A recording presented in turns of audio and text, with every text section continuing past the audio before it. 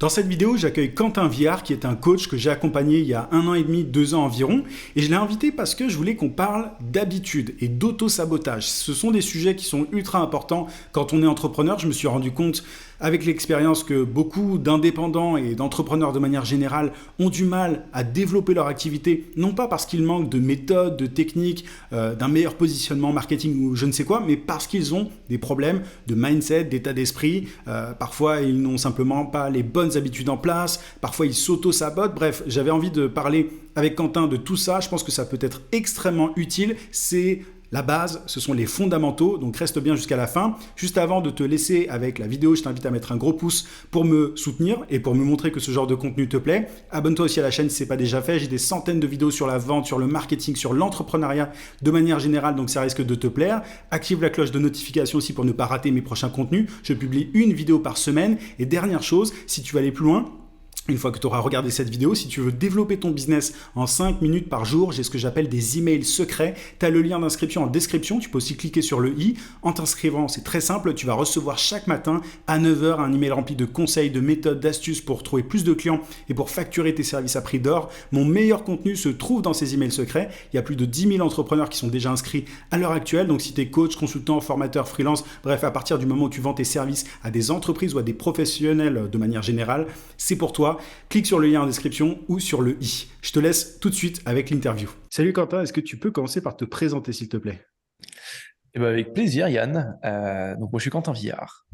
J'habite dans le sud de la France. J'aime la nature, j'aime la montagne. Et professionnellement, je suis coach.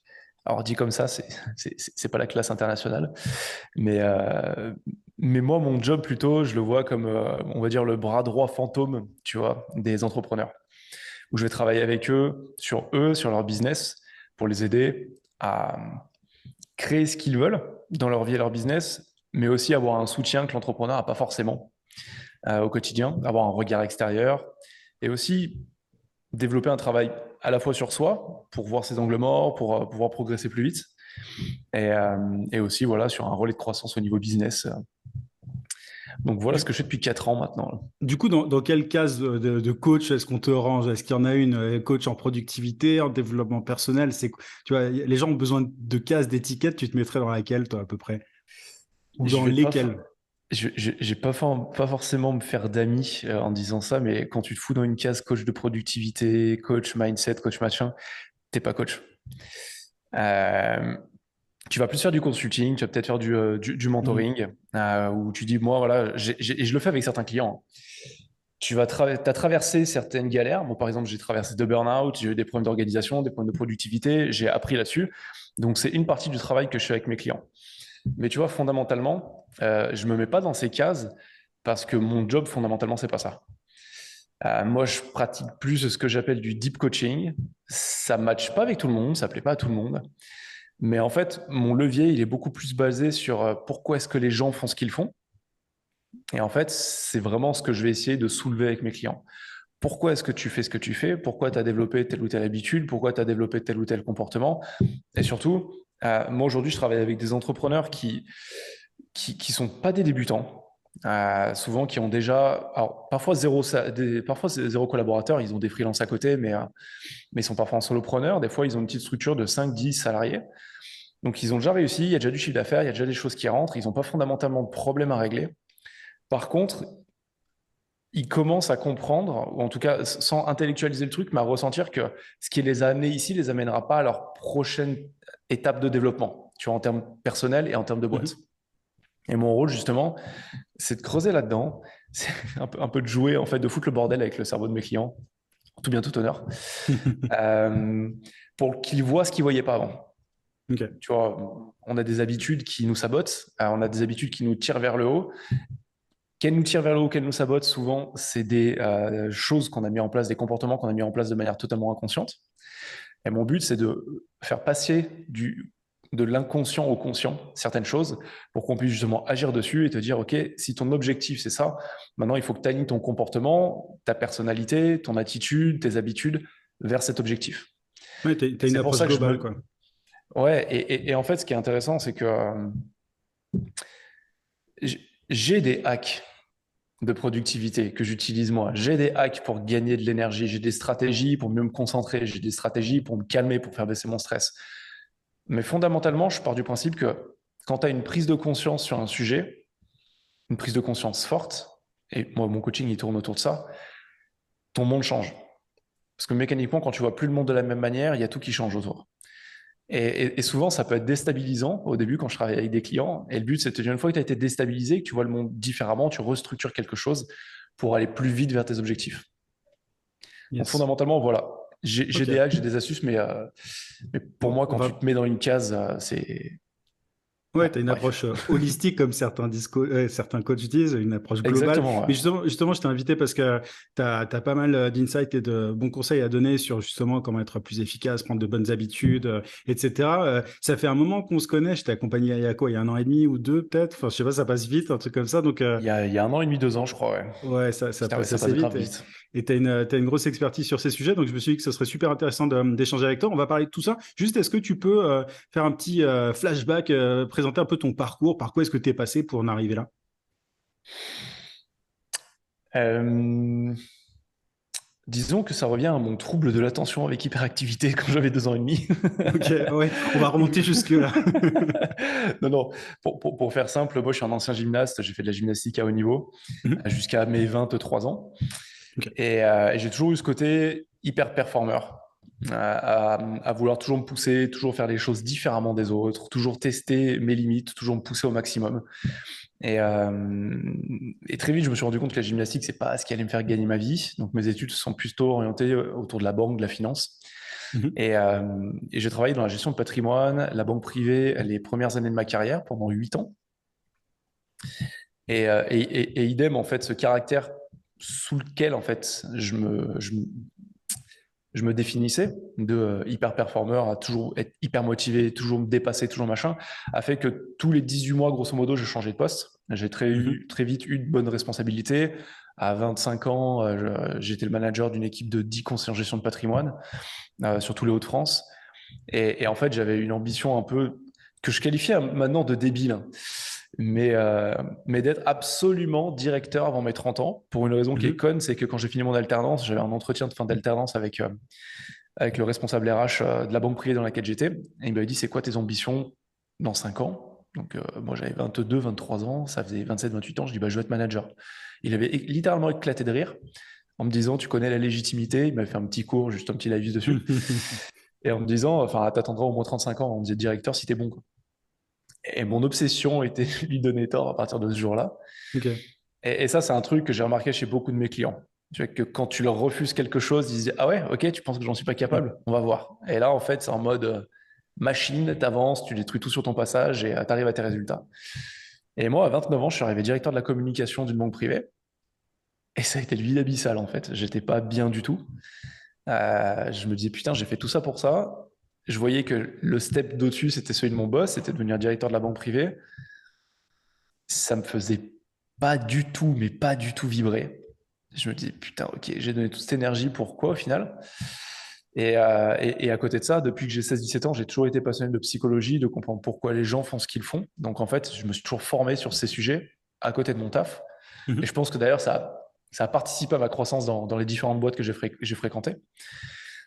Mais fondamentalement, tu vois, j'ai toujours été quelqu'un de serviable, j'ai toujours aimé aider les autres, les pousser, les challenger, leur faire voir qu'ils sont capables de bien plus que ce qu'ils pensent. Et quand j'ai créé ma boîte, au début, c'était une boîte de conseil où j'étais consultant pour des banques privées. Ça, c'est mon début de l'entrepreneuriat. J'avais 30 ans. C'était, tu vois, 1 an après que j'ai été directeur. J'ai vraiment fait court, hein, parce que le jour où on me l'a annoncé, je me suis dit, putain, faut que j'arrête, faut que je trouve autre chose. Déclic. 1 an plus tard, je crois quasiment jour pour jour, j'avais démissionné, j'avais monté ma boîte de conseil. Et, euh, et sur le côté, je me rendais compte que j'aimais beaucoup accompagner les personnes en individuel. J'avais des amis entrepreneurs qui montaient leur boîte ou des personnes que je connaissais, des anciens clients.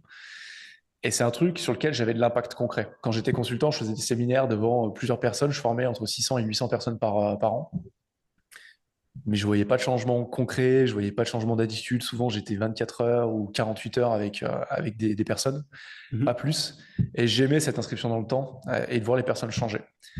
Et en fait, j'ai commencé sérieusement à me poser la question de me dire, OK, comment est-ce que je peux en faire mon métier? Et il y a eu le Covid. Ouais, le fameux. Et comme beaucoup de personnes, je me suis dit, bah, tu sais quoi, en fait, c'est un signe. J'étais tout le temps en déplacement, je venais d'avoir ma petite fille, j'en avais marre, je la voyais jamais. Mhm. Et je me suis dit, ok, bah, tu sais quoi, je vais développer ça, je vais tester. De toute façon, j'ai Ok. du cash de côté, je l'ai trésor sur la boîte, donc go. Et maintenant, bah, ça fait 3 ans que je fais ça full time. Ok, super. Ah, t'as bien synthétisé le tout, c'est cool. Et donc aujourd'hui, est-ce qu'on peut dire que le cœur de ton métier, c'est quand même de faire. Est-ce que tu rends les entrepreneurs plus efficaces, tu leur fais gagner du temps, tu les aides à être plus alignés? Comment est-ce que tu définis ce que tu fais en une phrase? Bah, c'est les trois. Ouais. Parce que fondamentalement, tu vois, je me rends compte que moi, les clients viennent me voir avec une situation dans laquelle ils sont. Enfin, fondamentalement, tu vois, on va m'embaucher pour deux trucs. C'est soit mon client a une vision large, grosse, vraiment importante, ambitieuse de ce qu'il veut faire et il a besoin de mon soutien ou du soutien de quelqu'un, soit un coach en général, pour l'aider à créer ça. Mhm. Parce que des fois, son équipe, sa famille, son cercle familial ou amical ou social en général ne suffit pas, parce qu'il y a trop d'implications émotionnelles. Soit ça, soit il y a un problème, une situation de laquelle il veut se sortir et il a besoin de mon soutien. Le coaching, on le voit vraiment souvent comme quelqu'un qui règle des problèmes.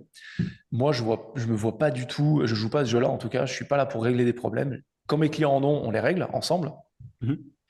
Mais fondamentalement, je pars du principe qu'en fait, tout ce qu'on fait, tout ce qu'on veut, tout ce qu'on ambitionne, on l'a déjà quelque part au fond de nous-mêmes.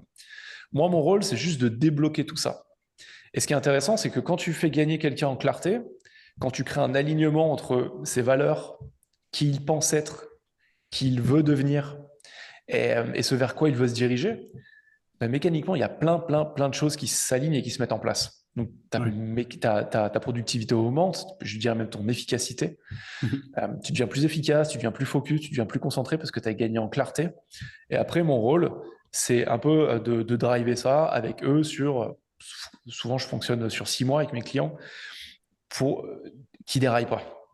Ouais, Tu vois d'accord. très bien ce que je veux dire, parce que je sais que tu l'as fait Ouais, aussi avec moi pendant il y a 2 ans quand on bossait ensemble. ouais, Tu as beaucoup ouais, de phases de carrément. dire, OK, on a fait un plan ensemble, maintenant déraille pas.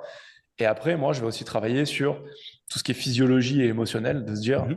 une fois qu'on a créé tout ça, qu'on a créé le plan stratégique, qu'on avance, eh ben, on va mettre en place des habitudes pour que tu gagnes de l'énergie, pour que tu puisses mieux la contrôler, pour que tu n'en perdes pas inutilement, pour que tu gâches pas du temps inutile et que ta valeur, elle soit mise au profit de ta boîte et de tes projets, pas ceux des autres, pas des urgences et compagnie. Et émotionnellement, justement, quand il y a des phases de stress, quand il y a des phases intenses, quand il peut y avoir aussi des couacs au niveau de la relation avec le conjoint ou la conjointe, comment Mhm. est-ce que tu gères ça? Et après, tu as un développement de skills, de compétences, mieux communiquer, mieux s'organiser, tu vois. Je te parlais des Ouais, hacks, des stratégies, ça, c'est vraiment dans un second, même un second troisième temps. temps, j'ai envie de dire, quoi. Ouais, carrément. Et tu m'as fait une transition, donc je vais en profiter. Tu parlais de la perte de temps. Moi, c'est un truc que j'observe beaucoup. Tu vois, moi, je suis consultant en marketing, donc je suis pas coach. C'était ça, en fait, que tu définissais, la différence entre du consulting et du coaching. Toi, tu fais accoucher, en fait, les gens d'une certaine manière de leur propre solution. Et il y a un truc, moi, que j'observe assez souvent, c'est en accompagnant des entrepreneurs, c'est que il y a des blocages souvent qui sont mentaux, des trucs qui n'ont rien à voir avec de la méthode, de la technique. Et un truc que j'observe assez souvent, c'est justement le fait qu'ils perdent beaucoup de temps. Il y a beaucoup de gens qui passent pas à l'action rapidement, etc. Qu'est-ce qui, selon toi, est le plus gros frein pour les entrepreneurs? Qu'est-ce qui leur fait perdre le plus de temps? Qu'est-ce qui leur fait perdre du temps? Et est-ce que tu peux détailler ça? Est-ce que tu peux creuser un peu ce point-là? Parce que souvent, on dit qu'en entrepreneuriat, il faut passer à l'action rapidement, passer de l'idée à l'exécution et tout, mais je me suis rendu compte que c'est très, très souvent un problème. Tu veux la réponse courte ou la réponse longue? Celle que tu veux. Bon, je te couperai au pire, mais la longue, elle est bien. La longue, ça sera très bien. Euh, la réponse courte, c'est qu'est-ce qui empêche, enfin, qu'est-ce qui fait perdre du temps aux entrepreneurs eux-mêmes? Oui, Ni plus ni on est moins. d'accord. Je l'ai vécu, mes clients l'ont vécu, tu l'as sûrement vécu, on l'a tous vécu à un moment. Ouais. Alors oui, effectivement, tu as cette idée d'exécution dans l'entrepreneuriat où il faut exécuter. Il faut arriver à exécuter. Et tu as cette idée de fail fast. Mm. Il faut que tu t'enchaînes les trucs, que tu aies des échecs qui soient rapides pour que tu puisses en tirer des leçons. Ça, c'est important. Beaucoup de personnes enchaînent, beaucoup d'entrepreneurs enchaînent les choses, mais n'ont pas le temps de tirer de leçons de leurs échecs. Euh, mais fondamentalement, si on n'est pas productif, c'est alors, je vais dire, il y a deux responsables. Il y a nous-mêmes. Si on n'est pas efficace, ça vient aussi de nous-mêmes. Euh, si on perd du temps ça vient de nous-mêmes aussi, parce qu'effectivement, on a des comportements qu'on a développés dès l'enfance qui font qu'on a une certaine manière de penser, une certaine manière d'interagir avec notre environnement. Et ça, justement, c'est le deuxième responsable, c'est notre environnement. Mhm. C'est c'est les smartphones, c'est notre environnement familial, c'est les personnes qu'on fréquente. L'endroit où on travaille aussi, c'est vraiment pour moi, tu vois, les deux facteurs. Tu as et l'environnement dans lequel tu évolues et toi-même. Ouais. Fondamentalement, quand on perd du temps, c'est soit qu'on n'a pas développé les bonnes compétences pour optimiser, on va dire, son temps, façon de parler, Mhm. mais pour être efficace. Mais fondamentalement, souvent, moi, ce que je remarque, c'est qu'il y a un problème de clarté. Tu vois, nous, quand on avait, je vais prendre mon exemple, parce que pour le coup, je suis quelqu'un de transparent. Il y a 2 ans, on avait bossé ensemble, tu m'avais apporté énormément. Mais tu te souviens, je venais d'être papa, ça faisait 1 an Mhm. que j'avais lancé mon activité, il y avait eu le Covid, en parallèle, je venais de perdre mon beau-père d'un cancer, c'était un peu le bordel dans ma famille. Et comme je te l'ai dit, ouais, ça fait 2 ans, parce que je me souviens, c'est l'année dernière où je t'ai écrit un message en te disant, bah, tu sais, tout ce qu'on a vu ensemble, ça commence à porter ses fruits maintenant, parce que je commence à mettre en place ces stratégies. Question de timing, ouais, ouais. Simplement parce qu'en fait, dans ma tête, ma volonté, rationnellement, je me disais, il faut que je bosse avec Yann, j'ai envie de bosser avec Yann parce que j'ai besoin de soutien pour développer ma boîte. Ça, c'était le côté relationnel. Mhm. Enfin, le côté rationnel. Le côté émotionnel, c'était totalement différent. J'étais en mode machine de guerre, je m'étais complètement coupé de mes émotions, j'étais plus du tout on va dire, en contact avec la réalité. J'étais en mode, j'avance, il faut que je réussisse. Et en fait, en faisant ça, et je me rends compte que beaucoup d'entrepreneurs sont il faut que, je dois que, il faut que je fasse ci, je dois faire ça. On rend les choses extrêmement sérieuses. On se met énormément de poids sur les épaules. Un peu comme si tu foirais ton projet, t'allais crever. Il y a Ouais. quelqu'un qui te braquait un flingue sur la tempe, et si Mhm. jamais tu loupes et que tu n'arrives pas à faire de chiffre d'affaires, tu te prends une balle. Sauf qu'en fait, ce flingue, c'est toi qui le tiens tout seul. Mhm. Et souvent, tu vois, mon rôle, c'est de faire prendre conscience de ça à mes clients. C'est-à-dire, il n'y a D'accord. personne qui tient un flingue à côté de toi, hormis toi-même. Ouais. Et effectivement, moi, ce flingue, je l'ai tenu pendant 1 an en me mettant une pression de dingue. Et quand j'ai été plus cool, plus aligné, que les choses ont retrouvé une certaine stabilité, j'ai pu prendre le temps de me dire, OK, alors qu'est-ce qu'on avait vu avec Yann? OK, je vais refaire ça, je vais me refocaliser. Moi aussi, je suis quelqu'un de très minimaliste, mais j'étais plus du tout dans cette idée de minimalisme à ce moment-là. J'étais en Ouais. mode boulimique. Et, C'est un et en problème courant fait, d'ailleurs, hein. ouais, exactement. T'as le FOMO, le Shiny Object Syndrome, c'est des trucs dont les entrepreneurs sont friands, Ouais. parce que l'entrepreneur fonctionne d'une certaine manière cognitivement qui fait qu'il voit toutes les possibilités. Et il y a toujours une meilleure, a priori à première vue, hein, une meilleure manière de faire ce qu'il fait, une meilleure stratégie toute nouvelle qui lui permettrait d'avoir plus C'est de toujours résultats plus mieux. rapidement, Mhm. en gagnant plus d'argent, en travaillant moins. Ouais. Mais fondamentalement, tout se passe ici. Et c'est pour ça, tu vois, on parle beaucoup de mindset. Euh, J'aime pas les anglicismes, mais c'est un anglicisme que j'aime bien utiliser parce qu'en fait, en français, on le transcrit par état d'esprit. Et c'est comme beaucoup de fois une super mauvaise transcription, je trouve, parce que mindset, c'est la configuration. Setting, c'est un paramètre. C'est quelque chose que Mhm. tu configures. C'est quelque chose de malléable. Les Américains, ils ont bien compris, les Anglais aussi. Nous, on le transforme en état d'esprit. Un état chimique, c'est quelque chose de stable. Ouais, ouais, c'est différent. Et c'est très compliqué de dire d'avoir un état d'esprit. Parce que ton état d'esprit, en fait, par exemple, ce serait la photo à l'instant T de comment tu fonctionnes.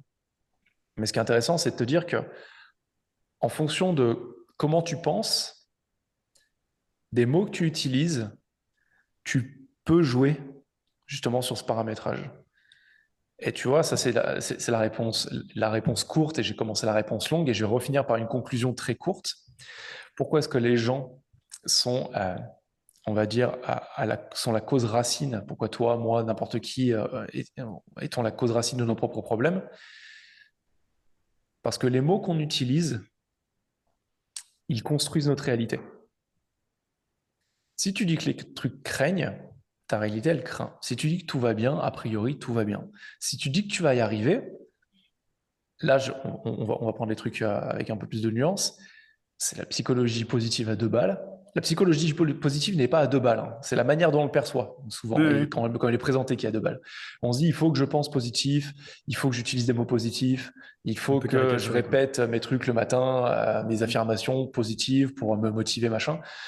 Mais en fait, les mots qu'on utilise sont hyper importants, mais on a un détecteur de conneries intégré. Si fondamentalement, inconsciemment, tu ne crois pas à ce que tu dis, Ouais. tes mots valent rien.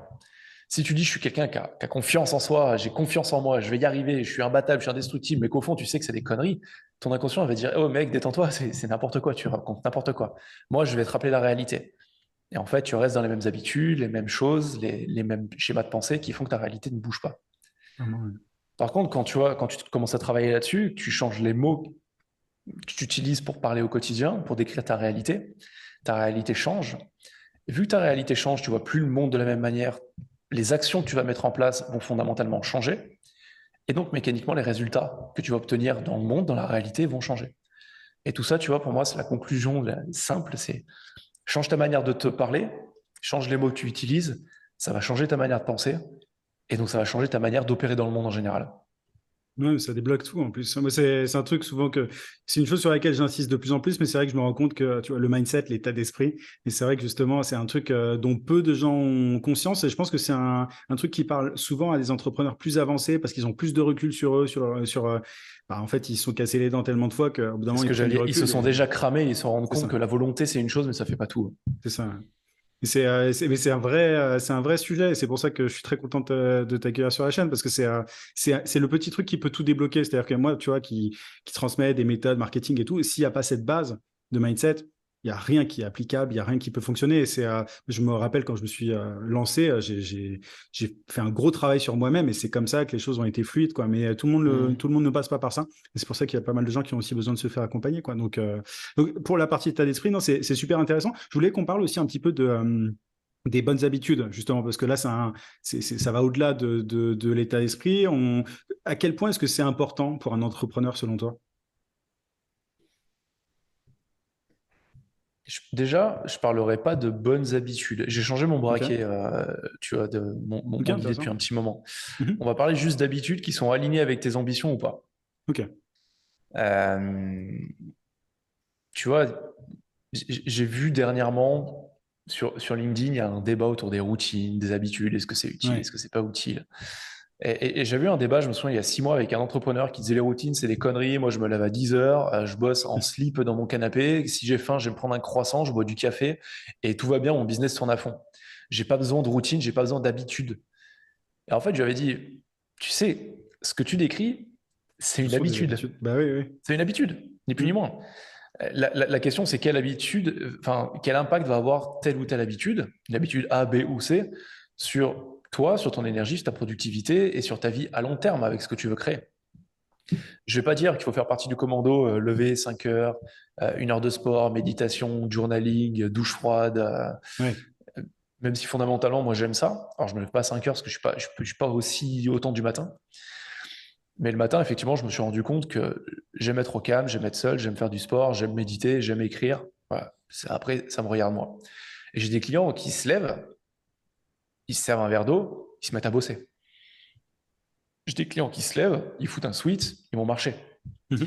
En fait, la question, c'est de te dire, l'importance des habitudes, elle est pour moi extrêmement importante parce que de un, elle te permet de te centrer. De deux, elles te permettent de générer un certain comportement automatiquement. Mais toute l'importance des habitudes qu'on prend, des routines qu'on prend, c'est qu'il faut qu'elles soient alignées avec ce qu'on cherche, Ouais. avec qui fondamentalement on veut devenir et avec vers quels objectifs on se dirige. Et tu vois, c'est pour prendre un exemple qui parlera à 99,9999 exponentiel des personnes qui écoutent, qui ont écouté cet épisode, c'est que au Nouvel An, j'avais vu une étude de CAPA comme quoi il y a 89%, je crois, des Français qui prennent ou 92, je sais plus, bref, c'est pas. Non, c'est 92% des Français qui prennent une résolution au 1er janvier de l'année. Et à 2 mois, il y a 89% de ces mêmes personnes qui ont pris une résolution qui l'ont abandonnée. Je crois que c'est le moment le plus Quoi. rentable pour les salles de sport, d'ailleurs, hein. C'est le concept Mhm. fondamental des salles de sport. Engagement de 12 mois avec des milliers d'abonnements, sachant qu'ils ont de la C'est place ça. que pour une centaine de personnes dans les salles, Mhm. pour les grandes Mhm. salles surtout, parce qu'ils savent que déjà personne viendra en même temps et qu'il y a la majorité des personnes qui vont venir 3 fois qui ne reviendront jamais. Et Mhm. vu qu'ils sont engagés par 12 mois, et qu'il se crée justement un phénomène cognitif qui s'appelle la dissonance cognitive en eux, ils ne refoutront pas les pieds dans la salle de sport. La dissonance cognitive, en fait, c'est ce qui te fait abandonner ce que tu as jugé être une bonne habitude. Je veux mieux manger, je veux arrêter de boire de l'alcool, je veux me remettre au sport, je veux développer ma boîte, je veux lancer tel ou tel projet, je veux moins travailler, je veux embaucher quelqu'un. Tu vois, ça peut être différents projets qui fondamentalement vont demander des changements comportementaux. La dissonance cognitive, c'est quand tu as envie de ça, parce que tu sais fondamentalement que c'est bon pour toi, mais que tu n'as pas analysé quelles étaient tes habitudes qui t'empêchaient d'avoir justement ce changement comportemental, Ouais. et que très vite, tu vas abandonner au premier échec et tu vas dire, de toute façon, c'est comme ça, je savais que j'arriverais pas à arrêter de fumer aussi facilement, de toute façon, je suis pas assez fort, je suis pas assez machin et tout. Et même si tu sais que c'est pas bon pour toi, tu vas te remettre à continuer cette habitude, à revenir au statu quo. La dissonance cognitive, c'est une tension interne qui se crée. Et cette dissonance cognitive, en fait, cette tension interne ne se crée simplement parce que tu as fixé une putain d'ambition, mais tu n'as pas analysé ce qu'il fallait que tu mettes en place pour y arriver et fondamentalement, pourquoi est-ce que tu le faisais. Tu sais, il y a des études qui montrent que c'est les personnes qui se disent j'arrête de fumer, euh, pas parce que c'est mauvais pour ma santé, parce que tous les fumeurs le savent, mais parce que c'est important pour mes enfants, parce que je veux pas que ma femme ou mon mari sentent cette odeur de clope qui me reproche depuis des années quand je les embrasse, parce que j'ai envie de montrer l'exemple au bureau, tous mes collègues fument et je veux être le premier qui arrête à fumer. Quand tu le fais pour d'autres personnes, tu as des chances de succès qui sont largement, radicalement supérieures à si tu le fais Ouais. juste pour toi. C'est un déclencheur, c'est ça? Toi, tu parles de déclencheur, il me semble, par rapport aux bonnes habitudes, ou je me trompe? Toutes les habitudes. En fait, toutes les habitudes Mhm. fonctionnent, on va dire, en 3 étapes. Tu as un Mhm. déclencheur, tu as une réponse qui est apportée, cette réponse engendre une récompense. Le déclencheur, souvent, c'est pourquoi est-ce que quelqu'un va fumer? Souvent, c'est parce qu'il y a une tension. Je prends cet exemple parce que souvent, ça parle. Mhm. Quand tu vas fumer, quand tu vas manger un chocolat alors que tu sais que c'est pas bon pour toi, ou un bonbon alors que c'est pas bon pour toi, ou tu vas manger un fast-food alors que c'est pas bon pour toi, c'est parce qu'il y a une réaction émotionnelle à laquelle tu n'as pas envie de faire face. Tu n'as pas envie de te confronter. Souvent, ça va être du stress, ça va être de l'anxiété, ça va être un mail qui t'a un peu angoissé que tu as reçu, et tu dis, et tu sais pas pourquoi à ce moment tu dis, tiens, j'aurais bien fumé une clope. Ouais. Non, c'est juste que tu n'as pas envie de dealer avec le problème qui est en train de surgir, et tu préfères aller fumer une clope. Tu as un dîner de famille, la tension commence à monter, tu vas fumer une clope. Et en fait, toutes les habitudes sont déclenchées à la base par un stimuli externe, une émotion. En fait, il y a quelque chose qui va déclencher une émotion en toi, cette émotion va déclencher une habitude, la réponse. Et cette réponse, en fait, plus tu vas être face au déclencheur, plus tu vas générer la même réponse, plus tu vas avoir une récompense à la clé qui va être forte, qui va générer de la dopamine dans ton cerveau, donc l'hormone qui active le circuit de récompense dans le cerveau. Et notre cerveau est totalement addict à la dopamine. Le circuit de récompense, c'est le premier mécanisme cérébral qui a été créé dans le cerveau de l'être humain, le cerveau primitif. Donc c'est quelque chose qui est super puissant sur nous, qui a vraiment énormément de traction. Et ce qui est intéressant, c'est que c'est ce qu'on appelle une boucle de rétroaction. Une fois que tu as eu le déclencheur une fois, la réponse une fois, la réponse une fois, la récompense une fois, et que tu répètes une deuxième fois la boucle, elle se renforce. Tu la répètes une troisième fois, elle se renforce. Et plus tu vas la répéter, plus ça va devenir en fait un automatisme. Au niveau cérébral, la matière dont ça se voit, c'est que tu as des connexions neuronales qui vont être bien plus fortes, bien plus solides, bien plus épaisses que d'autres. Comme la différence entre un sentier quand tu te balades en ville ou une autoroute. L'information circule plus rapidement, ça te coûte un peu plus cher, mais l'information circule beaucoup plus rapidement. Parce que le but de ton cerveau, c'est de te faire survivre, c'est de te faire économiser de l'énergie au quotidien pour automatiser un maximum de comportements. Et c'est pour ça que tu vois souvent quand je discute sur cette thématique des habitudes avec que ce soit des clients, des prospects, des amis, n'importe qui veut bien parler de ce sujet, ou a envie d'en parler. Mais putain, ça demande énormément de discipline. Je ne sais pas Ouais. si j'ai cette capacité. Je réponds toujours la même chose. Je fais, tu sais, les habitudes. Enfin, tu as une super discipline pour les habitudes que tu as actuellement. Tu regardes Netflix tous les soirs en rentrant chez toi. Tu as une discipline de fer pour ça. Mm. Tous les matins, tu te lèves et tu fais ta compta parce que tu es quelqu'un qui sait que la compta, c'est hyper important. Tu as une discipline de fer pour ça. Tous les jours, tu vas au sport parce que ça fait partie de qui tu es. Tu as une discipline de fer par rapport à ça.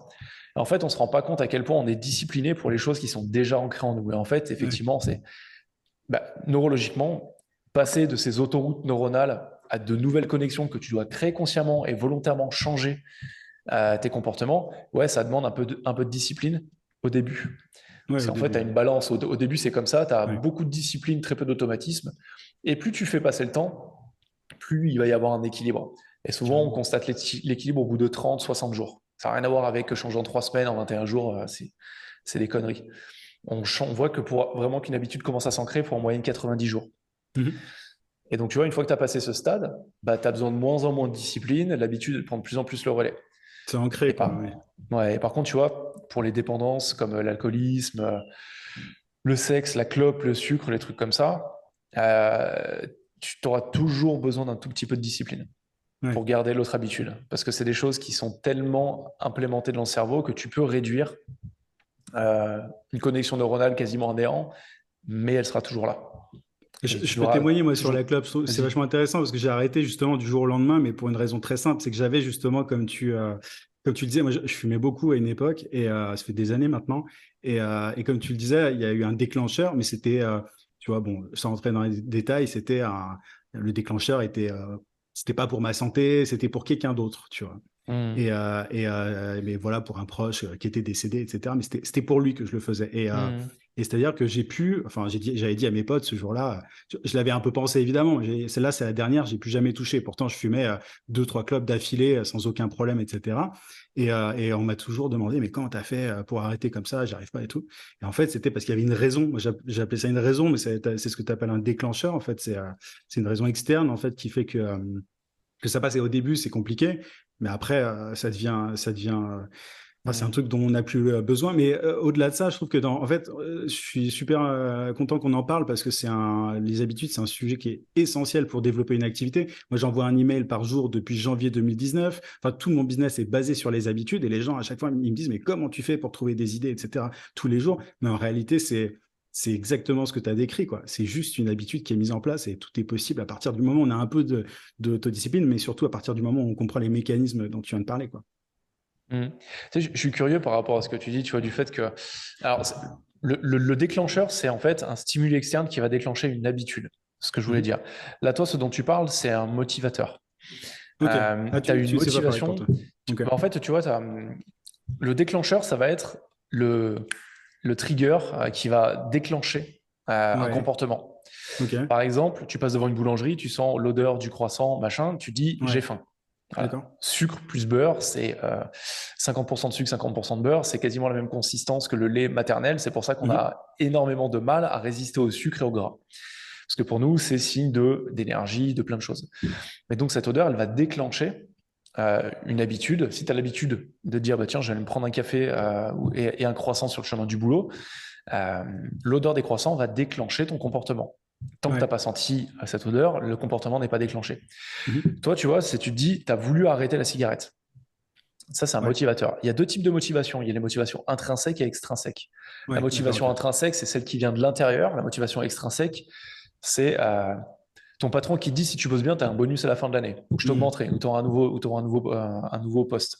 Ou comme quand tu dis à tes gamins, allez, tu es en vacances, le gamin il veut pas monter la dune, tu lui dis si tu veux monter la dune, tu auras un bonbon là-haut. Le gamin, t'inquiète, Ouais. il a là-haut avant toi. D'accord. Mais ça vient pas de lui. C'est une Ouais. motivation qui vient de l'extérieur. Toi, en fait, c'est une motivation intrinsèque dans le sens où voilà, il y a eu un décès dans ta famille, ça t'a fait prendre conscience de quelque chose et tu t'es dit, Mhm. je sais pas, hein, soit Mhm. pour honorer sa mémoire, ou soit parce que je veux pas vivre la même chose, soit pour X raisons, je Mhm. vais arrêter de fumer. Il n'y a pas plus puissant comme motivateur. Et tu vois, quand je parle des motivations des autres, il y a un truc, j'ai fait un épisode sur mon podcast il y a, je crois, 3 4 mois dessus, où tu sais, on parle beaucoup de dev perso, de développement personnel. Il y en a qui sont à fond dedans, il y en a qui disent que c'est de la merde, que c'est la scam, c'est l'arnaque du siècle. Euh, le fait est qu'il y a un truc, sans parler de ça, qu'on a vachement oublié. Et moi aussi, je l'avais oublié jusqu'à, je pense, c'est marrant, hein, les 15 premières années, vers 15 ans, je me suis vraiment lancé dans le développement personnel, sur l'amélioration de moi-même. Jusqu'à mes 30 ans, jusqu'à ce que je crée ma boîte, je le faisais mais pour m'améliorer en tant que personne. Ouais. et pour avoir un impact sur les autres. Quand j'ai monté ma boîte, ça a été un levier de développement de ma boîte et c'était devenu plutôt une obligation de dire je suis coach, je dois tout savoir sur l'esprit humain, tout savoir sur comment on fonctionne, sur les bonnes manières, sur les bonnes habitudes, machin. Et j'en ai fait un truc vachement personnel. Et c'est là où je me suis rendu compte, je pense, il y a 6 mois, et c'est ce qui m'a donné cette idée de faire un podcast il y a quelques mois dessus, c'est de se dire, on rend le développement personnel beaucoup trop personnel. Alors que fondamentalement, quand tu regardes, si tu veux apprendre à mieux communiquer, souvent c'est pour mieux impacter les autres, pour avoir de meilleures relations sociales. Si tu regardes les besoins fondamentaux, on a besoin de mieux se faire accepter par les autres. Si tu veux améliorer ton charisme, c'est pour répondre à un besoin de plus plaire aux autres, en miroir à toi-même, mais les autres sont dans l'équation. Et tout ce qu'on fait, si on veut développer un business, effectivement, pour se sentir libre, tout ça, mais c'est aussi pour pouvoir vivre la vie qu'on veut, passer du bon moment souvent avec les autres, avec les personnes qu'on aime, avec ses enfants, pour ceux qui ont des enfants. Et il ne faut pas oublier que ce développement personnel, il faut le rendre global. Les choses qu'on veut améliorer dans notre vie, souvent, on le fait pour les autres, parce que c'est le meilleur motivateur. Donc, tu vois, si j'avais une astuce à donner, et là, c'est vraiment un raccourci, mais c'est de se dire, quoi que vous vouliez changer dans votre vie, voyez en quoi ça impacte les autres. C'est une des premières questions, tu vois, quand j'ai un client qui me dit qu'il veut absolument changer un truc, tout ça, je lui dis pas, OK, en quoi c'est important pour toi? Je vais lui dire, en quoi c'est important pour toi et pour les personnes de ton entourage? En quoi ça sert ceux de ton entourage? Parce que souvent, on se rend compte qu'on est beaucoup plus drivé. Moi, tu vois, je le vois en tant que papa, où des fois, je pense un peu trop à ma gueule par rapport à mon business, où je me dis, mais fondamentalement, tout ça, je le fais pour ma fille. C'était pas le cas quand j'ai créé ma boîte, mais elle mérite, c'est un père présent, elle mérite un père qui n'est pas stressé, elle mérite un père qui est souriant, elle mérite tout ce que je peux lui donner, elle mérite le meilleur de moi-même en fait. Et ça, c'est un putain de motivateur quand tu fais les choses pour les autres. Et tu vois, c'est la question que je voulais te poser après mon petit laïus de Cicéron. Hein. Une fois que tu as pris cette décision, toi, de dire j'arrête de fumer du jour au lendemain, qu'est-ce que tu as ressenti dans les mois qui ont suivi? En fait, c'est très simple. Moi, je me connais en plus. Donc, moi, c'est de l'ego. Je suis très fier de moi. C'est comme pour mes emails. Je suis très fier d'écrire mes emails sans jamais rater un jour. C'est une fierté, tu vois. Moi, mais je sais m'auto-manipuler par rapport à ça, tu vois. C'est-à-dire que je sais que voilà, je fonctionne un peu à l'ego, mais par rapport à moi-même. Là, pour le coup, c'est pas pour me la raconter. C'est vraiment plus pour voilà, pour me prouver des trucs à moi-même, tu vois. Et, en fait, quand j'ai arrêté la clope, je me disais, ouais, j'ai arrêté comme ça du jour au lendemain. J'ai jamais recommencé. Voilà, quoi. Trop cool. Tu vois, du coup, j'ai gardé pour pas briser la chaîne, en fait. Tu vois ce que je veux dire? Enfin, je me suis, je continuais. Un jour de plus, c'était une victoire et jusqu'au jour où j'en ai plus du tout eu envie, en fait. Et ouais. Et tu vois, tu viens de lever le plus gros motivateur justement du changement d'habitude avec le fait de le faire pour les autres. C'est que souvent, tu vois, on se dit dans la vie, quand on veut changer quelque chose, un comportement, une habitude alimentaire, une habitude psychologique, une manière de penser, on part de notre objectif en disant voilà mon objectif. Donc il faut que je change telle chose dans mon comportement pour y arriver. Et si j'arrive à changer telle chose, mon identité changera. C'est une question alors que c'est précisément l'inverse. Si tu arrives à changer ton identité en premier, les actions que tu vas mettre en place vont changer, ton objectif mécaniquement tu l'atteins. Et tu vois, tu parles de ton ego, mais en fait ce que tu as fait, c'est un changement d'identité. Parce que très rapidement, au niveau de ton ego, tu t'es dit, je suis quelqu'un qui ne fume pas. Ou je suis quelqu'un qui sait qu'il est assez fort pour ne pas fumer. Et ce changement d'identité, ça t'a fait atteindre ton objectif automatiquement. Et ça, tu vois, c'est régulièrement une question que je pose à mes clients quand ils ont un objectif, c'est de te dire, OK, aujourd'hui, tu es ici, toi, ce que tu veux aller, c'est vers B. Tu vas aller à vers B, tu me l'as suffisamment rabâché il y a 2 ans. Mais c'est pareil dans le changement comportemental. C'est pareil. C'est de te dire, plutôt que qu'est-ce que tu dois mettre en place, quelle stratégie tu dois mettre en place dans ton quotidien pour aller vers ton objectif, c'est hyper important, mais c'est pas la première question à se poser. La première question à se poser, la plus impactante, c'est qui est-ce que tu dois être et pas devenir. Hein.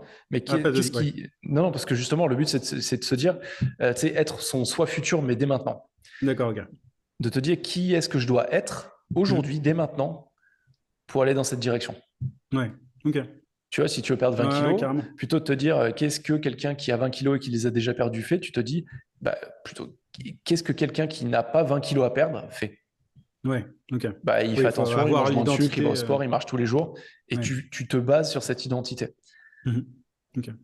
Ouais, carrément. C'est super intéressant parce que c'est vraiment des sujets, moi, je trouve on les entend pas assez, en fait, on n'entend pas assez parler et pourtant c'est tellement la base pour développer son activité. Donc, super cool en tout cas de partager tout ça. Et je voulais te parler, alors on pourrait parler des heures d'habitude, je voulais quand même te parler aussi, tu parles beaucoup de mécanismes de sabotage. Est-ce que tu peux les citer, les différents? Parce que, voilà, au-delà des habitudes, etc., on a parlé du mindset précédemment. Toi, c'est un sujet que tu abordes assez souvent.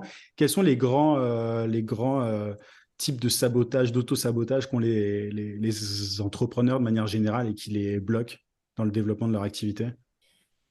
Alors déjà, tu vois, ce qu'on appelle de l'auto-sabotage, c'est un comportement. C'est un Ouais, comportement récurrent, automatique, qui en fait souvent a été créé dans l'enfance pour qu'on survive émotionnellement ou physiquement à cette période où on est totalement dépendant. Euh, on ne peut pas survivre tout seul, on ne peut pas se défendre émotionnellement tout seul, se protéger émotionnellement et physiquement tout seul quand on est enfant. Donc en fait, on crée nous-mêmes des mécanismes de survie, donc physiques et émotionnels, qui nous font survivre à l'enfance. Et ces mécanismes, il y a des personnes, c'est jouer la victime, des personnes, c'est toujours prouver qu'ils sont meilleurs que les autres. D'autres personnes, c'est de faire toujours extrêmement attention à tout ce qui se passe, parce que tout potentiellement peut être un danger. Et ce dont il faut avoir conscience, c'est que on a absolument tous euh, des schémas d'auto-sabotage, tous sans exception. Qu'on vienne d'une famille extrêmement pauvre et violente, par exemple, ou d'une famille super friquée, où tout va bien, où tout est rose, où tout est beau, et il y a plein d'amour et tout ce que tu veux, dans tous les cas, on développera des schémas d'auto-sabotage. Parce que ce qu'on perçoit comme une menace, comme on est enfant, c'est en fait lié juste à notre environnement. Tu grandis dans un environnement violent, ton seuil de tolérance, entre guillemets, va être bien plus élevé que quelqu'un qui ne connaît absolument pas la violence. Et donc, en fait, ça part tout d'un seul, déjà, saboteur qu'on a absolument tous, un système de sabotage qu'on a tous, c'est la capacité de jugement. C'est ce qu'on appelle le biais d'étiquette en neurosciences. Notre cerveau, vu que son but c'est de le faire survivre, il a besoin d'avoir des informations très rapides sur les personnes autour de nous, notre environnement, les circonstances de notre vie et la manière dont on se voit nous-mêmes. Et ça, c'est le juge qu'on a. Et j'ai travaillé avec Sherzad Chamine l'année dernière, qui est le fondateur de ce concept enfin, pas du concept d'auto-sabotage, que ça existe depuis des lustres, mais du concept de positive intelligence, où j'ai bien aimé son idée, où il a recentré 9 saboteurs primordiaux, qu'on a tous plus ou moins à différents degrés, avec un maître saboteur, comme il l'appelle, qui est le juge. Et tu sais, pour faire simple, c'est cette petite voix qu'on a dans notre tête qui nous dit Hmm. t'es une merde, t'as pas fait assez bien, tu vaux pas assez, t'y arriveras pas, il est trop petit, elle est trop maigre, il est trop moche, il est trop bête, machin. On est tout le temps en train en fait de se juger nous, de juger les autres autour de nous. Souvent c'est par miroir, c'est pour nous rassurer qu'on juge les autres. Et les circonstances de notre vie. Pourquoi est-ce que ça m'arrive qu'à moi? Pourquoi est-ce que j'y arrive jamais? Pourquoi est-ce que les autres, ils y arrivaient pas moi?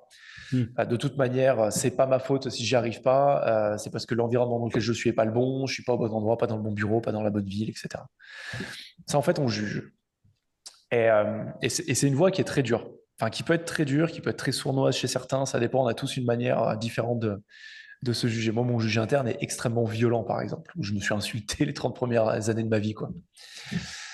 Et par contre, ce qui est intéressant, c'est que ce comportement, parce que fondamentalement, je parle de juge, d'auto-saboteur, machin, un peu comme des personnages, mais c'est des comportements. Cette capacité qu'on a de juger, elle va déclencher d'autres comportements. Pour certains, ça va être, je ne vais pas donner les 9, mais je vais donner ceux, par exemple, qui sont le plus à même, enfin, le plus probable d'être retrouvés chez les entrepreneurs. Ouais. C'est ce qu'on appelle l'hyperachiever, donc celui qui est tout le temps en train d'accoler sa réussite à sa propre identité. Donc, tant que je réussis, tout va bien. Quand je foire, je suis une merde, tu vois, Hmm. clairement. Très courant. Euh, ouais, c'est mon deuxième plus gros saboteur, le premier étant justement le restless, l'agité, celui qui s'arrête Mhm. jamais. Très courant aussi chez les entrepreneurs. Ouais, je reconnais. Euh, tu parlais Ceux qui perdent leur temps, qui gâchent leur temps, qui font des choses improductives dans leur journée. Moi, ça a été mon cas pendant des années, c'est encore mon cas. Là, tu vois, je sors d'une semaine où j'étais tellement à fond que je me suis rendu compte que là, je suis en état de stress. Aujourd'hui, ça va mieux, mais hier, avant-hier, j'étais dans un état de stress de malade. Mhm. Parce que j'auto-générais ça. J'étais en train de m'agiter, de faire plein de trucs en me disant tu fais pas assez, tu fais pas assez, tu fais pas assez, il faut que tu fasses plus, sinon tu n'y arriveras pas. Ouais, super Et même courant si ça aussi. maintenant j'ai conscience de ça et je sais comment calmer, je sais consciemment justement ce qui se passe, j'arrive à temporiser le truc, mais voilà, ça revient parce que j'ai fonctionné comme ça depuis que je suis gamin. Donc, comme je disais, tu as des connexions neuronales que tu peux rétrécir, mais elles restent toujours là. Mhm. Tu as donc celui qui est tout le temps agité, celui qui est hyperachiever, tu as le maniaque du contrôle. Et ça, c'est très, très, très, très présent et c'est logique chez beaucoup d'entrepreneurs parce que même s'ils n'ont pas Ouais, trop ce saboteur à la base, quand tu montes ta boîte, tu fais tout. bah ouais. Tu gères tout. Tu gères la compta, tu gères le développement, tu gères toi, ta formation personnelle, tu gères le service client, tu gères les merdes, le dev, tu fais tout. Et donc, tu as appris à tout avoir la main mise sur tous les process de ta boîte. Et souvent, ça, c'est un truc qui est pas gênant quand tu es solo, mais qui commence à être gênant quand tu dis, là, il faut que je commence à recruter. Enfin, ça peut être déjà gênant dans le sens où tu dis, je ne recruterai pas parce que fondamentalement, tu n'as pas conscience, mais tu as l'impression de ne pas être capable de le faire. Tu penses que les autres vont moins bien faire que toi, que ta manière de faire les choses, c'est la meilleure. Et c'est quelque chose qui empêche beaucoup d'entrepreneurs de développer assez vite leur boîte. Ou sinon, c'est quand tu as déjà développé ta boîte, c'est de scaler derrière. De dire, tu as tellement envie de contrôler que tu vas Ouais. contrôler les personnes dans ta boîte en disant, non, non, vous n'avez pas compris, c'est pas comme ça qu'on fait, c'est ma manière qui vaut, ou dans ma boîte, on fait comme ça, pas autrement. Et en fait, en faisant ça, un peu du micromanagement, le résultat, c'est perte de créativité, perte de motivation, perte d'engagement. Ça, on le voit énormément dans les très grosses sociétés. Tu vois, où c'est du micromanagement à 2 balles, où au Ouais. final, bah, les gens sont plus motivés parce que quoi qu'ils disent, quoi qu'ils fassent, bah, apparemment, c'est pas la bonne solution. Donc, au bout d'un moment, ils arrêtent d'être créatifs, quoi. Donc, tu vois, l'agité, l'hyperachiever, tu as le contrôleur, euh, tu as le perfectionniste aussi, souvent, Ouais. que je Ouais, constate. ça, je le vois très souvent chez certains clients. Et le perfectionnisme, c'est de la procrastination déguisée au final. Mhm. C'est que tu dis non, c'est pas assez parfait. Le résultat est pas au-delà, enfin, est pas au niveau de mes espérances, de mes attentes, donc je lance pas. Et en fait, c'est une stratégie psychologique pour déguiser euh, l'inconfort que tu ressens. C'est-à-dire, en fait, j'ai Ok. juste peur de lancer mon produit ou le service sur le marché, j'ai peur des retours des autres. Mon Dieu, Ouais. qu'est-ce que les autres vont penser de moi? Hmm. Et alors que c'est vrai que tu sais, quand tu es dans l'entrepreneuriat, 80% c'est suffisant. Quand tu es prêt à Ouais. 80%, 70-80%, tu y vas, quoi. Sinon, tu fais jamais rien. Si Ouais, t'attends d'être sûr à 100%, ça n'arrivera pas, quoi. ouais, complètement. Le fin mot de l'histoire, c'est le marché. C'est lui qui te fera le meilleur feedback. Bah, toi, ce que tu penses que le marché voudra. Et tu, tu me l'as dit plein de fois, où moi, j'étais, non, mais j'ai Ouais. une trop bonne idée. Tu disais, ouais, mais est-ce que tu l'as validé sur le marché? Non, mais j'ai une trop bonne idée. Ouais, mais teste-la Hmm. sur le marché. Ouais, Et toujours. c'est vrai. Et ça, tu vois, c'est les 4 principaux qu'on va retrouver chez des entrepreneurs. Mais il y a aussi les victimes, il y a les hyper vigilants qui ont toujours peur, qui sont ultra stressés. Mhm. Tu as les pleasers. Ça, c'est rare chez les. Enfin, c'est rare. Pas tant que ça. C'est moins marqué chez les entrepreneurs, mais le pleaser, c'est celui qui veut faire plaisir à tout le monde et plaire à tout le monde et qui fait tout ce qu'il fait pour plaire à tout le monde, en fait. Ouais. Et tout ça, ce sont des stratégies comportementales qui sont totalement inconscientes qu'on met en place. Mhm. Mais souvent, et je vais m'arrêter là sur cette explication, mais le plus important, je pense, pour un entrepreneur, c'est d'avoir conscience qu'il y a des stratégies d'auto-sabotage qui sont là et que c'est OK. On est des êtres humains, on est faillibles et c'est pour ça que c'est beau. On est faillible, on n'est pas des machines. Et il faut l'accepter. Plus vite tu l'acceptes, plus vite tu grandis. Mais il faut aussi avoir conscience que tout ce qui te sabote dans ta vie, c'est le revers de tes plus grosses compétences. Souvent, tu vois, je sais que toi, tu es un peu comme moi, on a l'hyperachiever, l'agité, on est des personnes qui allons vite. Euh, c'est le revers d'une très grosse force de se dire, en fait, on a beaucoup d'énergie, on est capable de faire beaucoup de choses quand c'est dans une bonne dynamique, quand on est focus, quand c'est mis à bon escient. Et on a cette énergie que pas tout le monde a. C'est pour ça qu'il y a beaucoup d'entrepreneurs qui l'ont. Mais qu'en Mhm. fait, quand tu pousses cette compétence à l'extrême, que tu la brides pas, que tu la cadres pas, tu as le revers de la médaille. Et c'est qu'en fait, tu peux brasser de l'air. Ouais, tu te Tu disperses, peux quoi. occuper ton temps, tu peux te disperser. Mm. Pour l'hyperachiever, c'est exactement pareil. C'est quelqu'un qui est capable de prendre énormément de choses sur les épaules, d'avancer très vite, d'avoir énormément de vélocité dans ce qu'il met en place, mais que quand il va trop loin par rapport à ça, tout ce qu'il fait, c'est pour valider sa propre identité aux yeux des autres. Et ça, c'est quelque chose qui te sabote parce qu'au bout d'un moment, en fait, tu te mets à créer des objectifs parce que tu penses que les autres penseront du bien de toi quand tu les crées, ou tu Mhm. crées ce qu'on appelle des objectifs sociaux. La belle voiture, la belle montre, Ouais. la belle maison, les vacances, la famille, le labrador, les 2 enfants et la femme qui va bien, la femme trophée. Tout ça, en fait, il y en a beaucoup dans l'entrepreneuriat qui fonctionnent comme ça parce Mm. que c'est quelque chose qui valorise leur identité. Ouais. Et c'est quand c'est tiré à l'extrême. Un perfectionniste, c'est quelqu'un qui a un sens du détail bien plus affiné que la plupart des personnes. Mais quand tu vas trop loin, c'est une stratégie de procrastination qui t'empêche d'avancer littéralement, quoi. Et d'ailleurs, tu vois, ça m'a toujours, enfin, depuis que j'ai découvert ça, ça m'a énormément fait rire parce que je me souviens les premières années où tu fais tes CV quand tu sors de ton école, où tu as absolument envie de foutre perfectionniste dans tes qualités parce que tu penses que c'est Ouais. un truc trop bien. Mais en fait, non, perfectionniste, c'est un défaut. Ouais. C'est absolument pas une qualité. C'est quelque chose qui va générer un manque de vélocité pour une entreprise. Ouais, en tant qu'entrepreneur, en tout cas, ouais, c'est un défaut, ouais, clairement. Complètement. On pourrait parler des heures. Je voulais quand même aborder un sujet avec toi parce que Vas-y. t'es papa. Alors moi, je connais pas le sujet, mais du coup, je voulais profiter un peu de ton expérience là-dessus. Comment est-ce que tu fais en tant qu'entrepreneur pour gérer quoi, entre ta vie de famille et moi, c'est un sujet que je connais pas du tout, donc ça m'intéresse d'avoir ton retour par rapport à ça en termes d'efficacité. Enfin, comment est-ce que tu as trouvé l'équilibre aujourd'hui, toi, entre ta vie, voilà, de papa, de famille de manière générale et ton activité? Fondamentalement, plus j'avance, je pense qu'il n'y a pas d'équilibre. On parle beaucoup, tu vois, de cet équilibre pro-perso. J'ai encore vu hier sur Mhm. LinkedIn 2 entrepreneurs qui ont sorti un bouquin en disant le secret pour le secret pour l'équilibre pro-perso pour les entrepreneurs, un truc comme ça, quoi. Et moi, fondamentalement, je dis pas qu'elles ont tort, mais je dis que je suis pas d'accord avec ça. Mhm. Parce que je pense que, tu vois, on parlait des motivateurs. Le premier motivateur d'un entrepreneur, c'est la liberté. Et il y a beaucoup, enfin, pour la majorité des entrepreneurs, c'est la liberté. Et il y a beaucoup d'entrepreneurs qui la chassent, mais qui en profitent pas. Et qui essaient Ouais. absolument d'évoluer, tu vois, dans un cadre salarié, finalement, en disant, bah, moi, mes horaires de travail, c'est de 9h à 18h. Tout en sachant que quand tu es entrepreneur, tu peux très bien avoir ta meilleure idée à 22h ou à 6h du matin ou quand tu vas pisser Ça à arrive, 3h ouais. du mat. Euh, Ton cerveau fonctionne pas de la même manière, les ambitions sont pas les mêmes, la volonté est pas la même. Et moi, cet équilibre, en fait, c'est plutôt des priorités. De me dire, moi, je veux être un père présent pour ma fille et pour le petit bébé qui est en cours de préparation dans le ventre de ma femme en ce moment. Donc pour le second, je veux être présent. C'est parce que c'est important pour moi. Donc une fois que tu as défini tes priorités, tu fais en fonction. Je sais que moi, j'ai envie de pouvoir emmener ma fille le matin à l'école. J'ai envie de pouvoir aller la chercher de temps en temps. Tu vois, le vendredi midi, je veux pas la mettre à la cantine. Je veux pas qu'elle aille tous les jours, donc je la prends avec moi. Donc en fait, mon organisation, elle change. Mon organisation professionnelle change en fonction euh, de mes priorités. Peut-être que Ouais. l'année prochaine, ça changera. Et d'ailleurs, c'est sûr que ça va changer parce qu'avec 2 enfants, ce sera pas pareil qu'avec un. Bah ouais, ouais. Mais au début, tu es en survie. Et d'ailleurs, je l'ai super mal vécu au début parce que j'avais des habitudes qui étaient très ancrées. Pour bien démarrer ma journée, j'avais besoin de méditer le matin. Sauf Mhm. que quand tu as des gamins en bas âge, tes nuits, Ouais, tu te les mets compliqué. où je pense. C'est plus toi qui Ouais. gères, c'est plus toi qui gères ton temps, c'est plus toi qui gères la qualité de tes nuits.